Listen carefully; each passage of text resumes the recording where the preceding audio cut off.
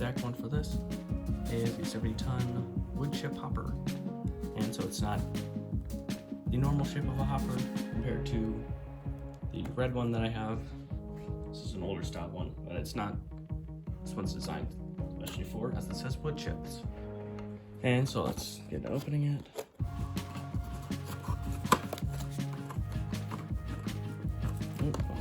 Don't tear the box. There we go.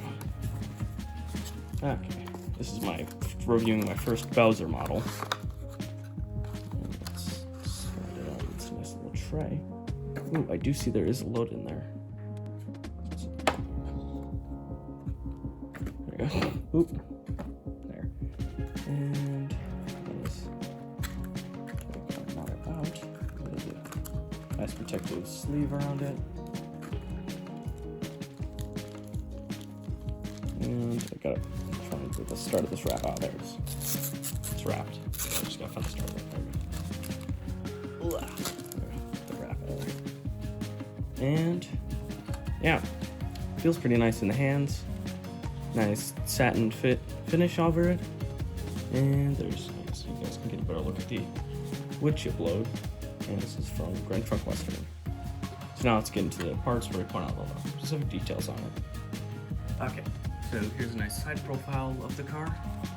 We believe it is the same on each side. I just looked over it before I started filming here. And so let's start at this end here. Here there's a, oh there you go, folks. There's a nice brake wheel and the ladder, some steps. It is kind of funky how you can see it, the screw pokes through on that end. The other end is the exact same, except no brake wheel. And the underside, the undercarriage, there we go, is just asymmetrical, but that's how these hoppers are. Looks fairly realistic in all of the 3D details in it. I do not see any. The only things that are noticeable, just these print holes on the bottom, but nobody is ever going to be looking that far under unless you're looking under it from a trestle. And we do have, yeah, a nice fine wood load in there, filled nearly to the brim with wood chips. We'll see off camera if the load's removable, but trucks are detailed, but the detail does not go into the wheels, so they're just flat backed. Couplers are all black, and so let's move on to the next part. Okay, so let's back in the GT1 just for a simple coupling test. Try not to rock it in too hard. Let's see, get a couple. Okay. Alright. Reverse. Okay. There was a slight little problem with this coupler over here. What it was is it hadn't fully cracked open to be used yet, so I just had to pop it in. There was nothing bad about it. It wasn't broken. Didn't have to change anything. I don't think that happens to most. That's the first time it's happened to me. So let's see how this does on our little train here. Hopefully this one does not have the same issue with the tanker. But let's see. Just set it off.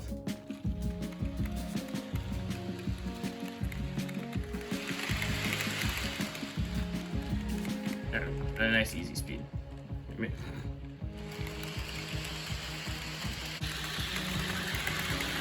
There we go. Car's passing right in front of us now. And yeah, seems to be doing all right behind the GT1, and just going at a modest speed. Of course, we're not trying to rip around the track because most people don't fly on the track, and neither do I.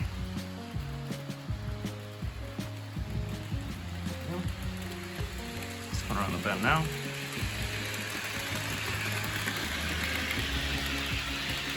Give it a couple laps and see how it does if we discover any problems along the way.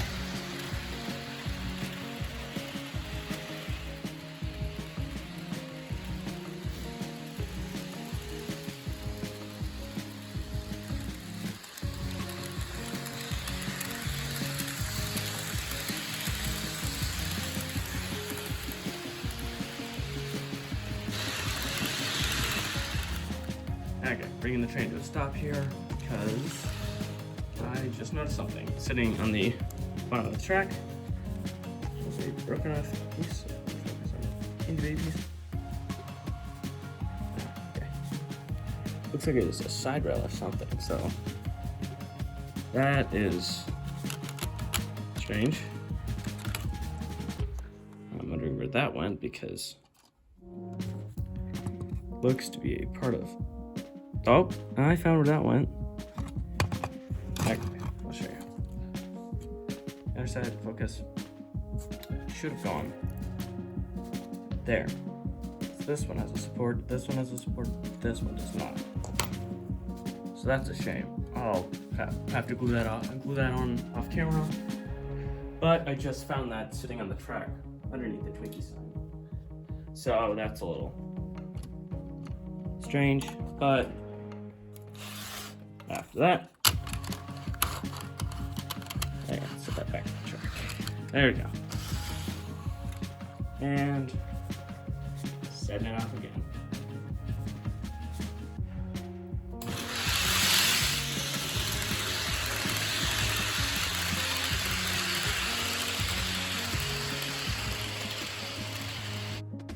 My overall ratings would be, in performance, it would have a 10 out of 10 for perfect performance because it just rolls nice and it couples with all of my freight cars that have knuckle couplers.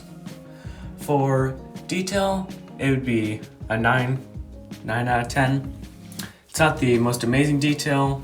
For example, the wheels are just flat on the back side, and it's not the finest detail it could possibly be.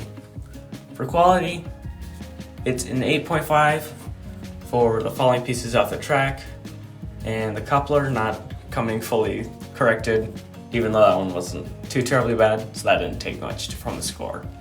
For value, for a retail price of $30, is a 9 out of 10, which is not bad. For the $24 I got mine for, made it even better for when you're buying in bulk like some people do. This is the end of this review. As always, thanks for watching. Subscribe if you like the content. And as always, I'll see you guys in the next video. Bye-bye.